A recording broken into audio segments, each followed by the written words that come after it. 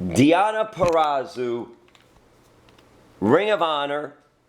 That's a good Irish name, is it, Deonna? My name, is Italian. So what Italian food do you like? Anything my mom makes, really. Raviolis are probably my favorite. But all the sweets. So there's been so much you've done, and it's amazing when you look at Stardom in Japan, correct? Mm-hmm. You've wrestled in Puerto Rico. You've been on TNA Impact Wrestling. You've been on NXT TV. You've even been at a WWE SmackDown Live. There's so many things there. What stands out so far out of some of those things that you've been a part of? Like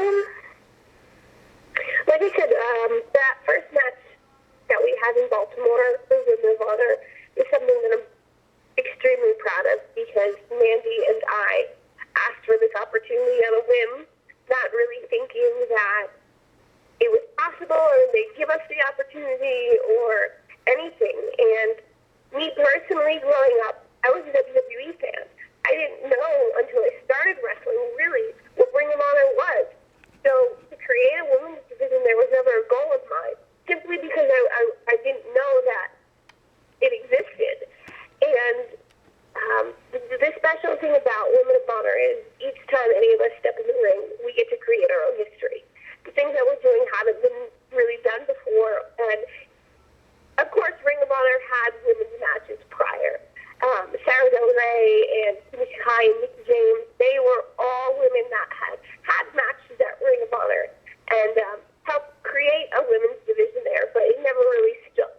And it wasn't cemented. And now I think that we get to create this history and cement our place in Ring of Honor as Women of Honor in a real, true women's division.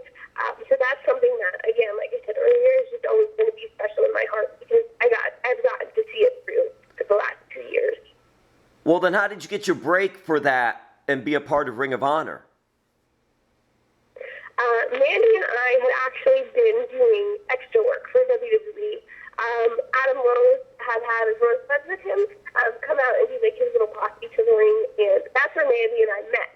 We had done that together a whole bunch of times. We had matches before SmackDown as little tryouts, and we just became really great friends. And she was like, "Hey, I want to throw this idea out to Ring of Honor, and I would love if you're available for this date. Do it." So I was like, "Absolutely, 110%, I'd love it."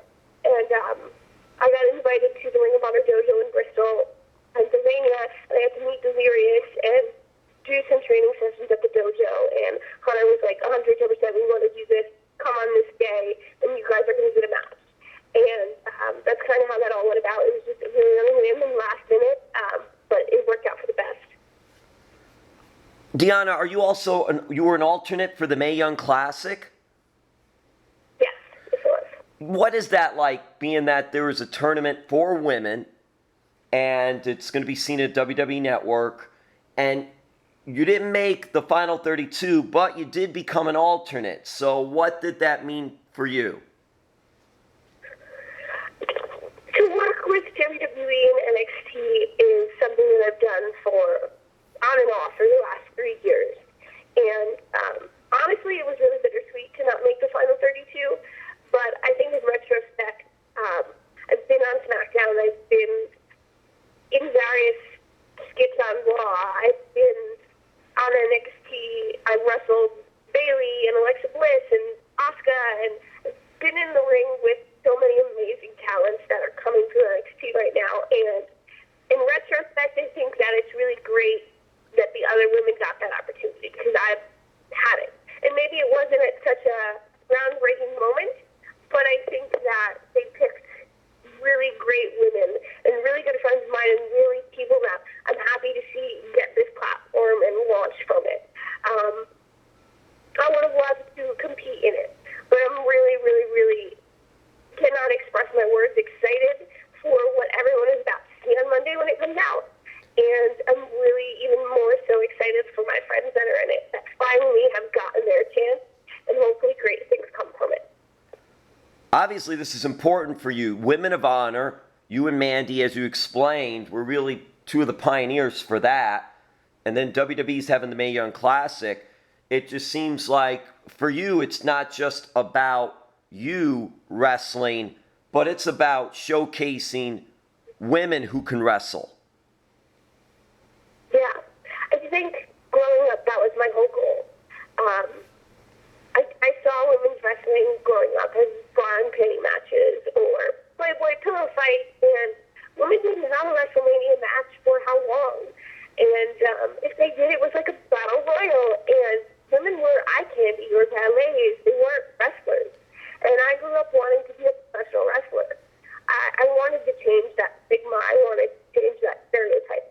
And to have had so many opportunities so far in my career to make advances in women's wrestling and help change that stereotype.